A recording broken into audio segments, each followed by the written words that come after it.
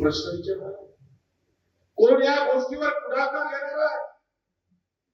मित्र, उत्तर प्रदेशचं बजेट आहे 8 ते 8.5 कोटीचं, आणि उत्तर प्रदेशच्या बजेटमध्ये शेतकऱ्यासाठी ठेवलेलं आहे 45,000 कोटी. महाराष्ट्र सरकारनं फक्त 9,000 कोटी. एकही शेतकरी पुत्र बोलायला तयार नाही, याच्यावर चर्चा करायला तयार नाही.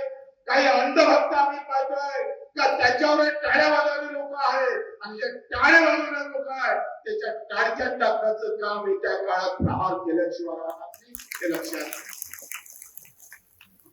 आम्ही पाहतोय निवडणुकीच्या अगोदर आमच्या देवेंद्र फडणवीसनं ढा प्रत्येक सभेत सांगितलं का मित्र, येणाऱ्या निवडणुकीनंतर या शेतकऱ्याचा सातबारा कोरा झाल्याशिवाय राहणार नाही. 4 महिने झाले, अजित दादा म्हणते पैसे नाही, आणि देवेंद्र फडणवीस बोलायला तयार नाही, आणि शिंदे साहेब पहिले कानच राहिले नाही. 3 बंदरूची तर अवस्था होते. एकाच्या तोंडावर बोट आहे, एकाच्या डोळ्यावर बोट आहे, एकाच्या कानावर आहे. आता कोणाला सांगा कोणता फुगा वाजवा, म्हणजे हे 3ही बंदराचे आम्ही पाहतोय. लढाई मोठी आहे, लहान लढाई नाही आहे.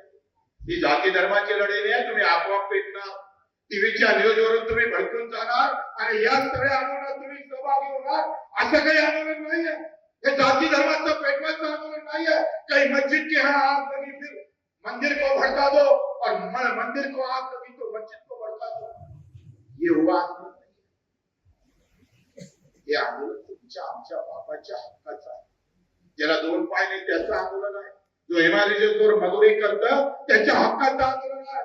जो एका दाण्याचे 100 दाणे करतोय त्या शेतकऱ्याचं आंदोलन आम्हाला उभं करायचं आहे. ही लढाई तेवढीच कठीण आहे.